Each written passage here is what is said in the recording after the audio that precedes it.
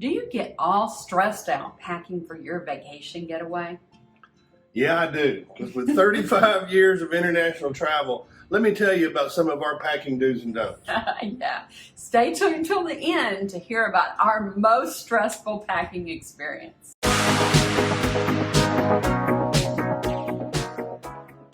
There are lots of reasons why using the right bag for the right trip is so important. Well, and sometimes you can pack too much. Sometimes you can even pack the wrong things. Yeah, in the wrong bag. And it makes a difference whether you put what you put in your check bag or in your carry-on bag. It sure does. So there are weight limits for checked baggage.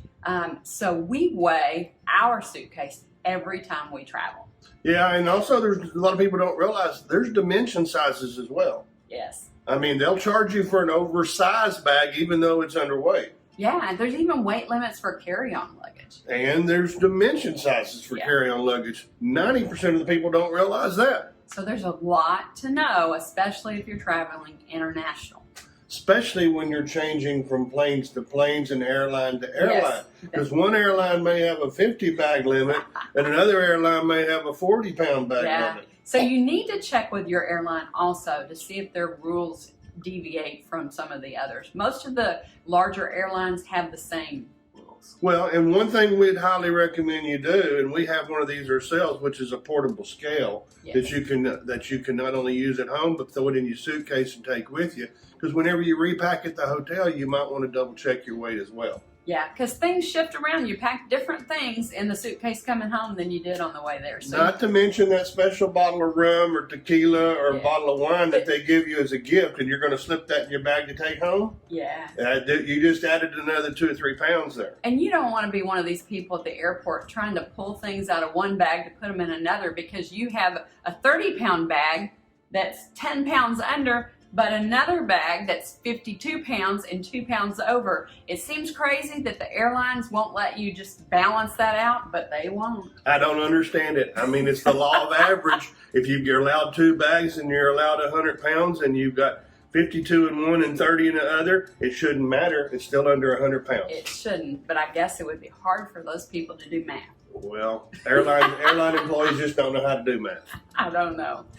Tell us down below about your packing nightmare regarding overweight luggage. Packing items allowed and not allowed by TSA is something you need to pay particular attention to. Yes, this is true for your carry-on. And an example there would be shampoo.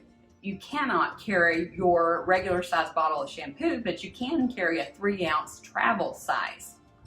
Well, and then another example for your checked baggage as well is you're allowed to have an external battery to charge your phone. But you can put that in your carry-on, but you're not allowed to put that in your check bag. No, and if it goes through the expiration machine and they find that, they might confiscate it. So pay particular attention to what goes where. And check our TSA guideline links below for packing rules. Well, liquids and breakables in your luggage, that's something too that we pay particular attention to because there's nothing worse than getting to the resort, opening up your suitcase, and all your clothes are soaked with your wife's $40 a bottle shampoo. Or your husband's red wine. Oh. Well. We pack all of our liquids in plastic bags. We buy these plastic bags that have zippers on them and are leak proof. Well, and we have a link down below, so if you want to check out the different bags that we use, it makes packing so much easier. Yeah. So comment below and tell us about the nightmares with spilled liquids in your suitcase as well. We want to know all these stories. We've got some really funny ones ourselves. That's right. And another thing pay particular attention to is you always want to use the right luggage for the right trip. You want to explain about that? Yes, I can give you an example of that. There you go. For instance, we, a family of 4, had a little celebration, college graduation celebration for our son, and we went to Italy. And we each took a regular size suitcase and a backpack. So we thought we were packing light. Well, I don't know if you've been to Europe before, but you move around a lot typically. We did during this trip. And one of the highlights of this trip was that we were going to end up on a chartered yacht sailing the Amalfi Coast. So that was really good. And when I say yacht, it was a decent sized boat, but it wasn't a huge boat. So all of us, plus the captain of the boat, were gonna sleep in there. Well, we tried to get our luggage in that boat, and we ended up having no room to sit in the living room area because all of our luggage was taking up that. Because when you're in a yacht, your sleeping quarters are pretty tight. So anyway, there was no place to unpack. That was a crazy example of that. And another crazy example would be, do you have any? No. No. Of course I've got some. One time we went to France and we were bouncing around little bed and breakfast places. And we got to this one place and it was 3 stories, small little boutique hotel. And we have these 2 big roller bags.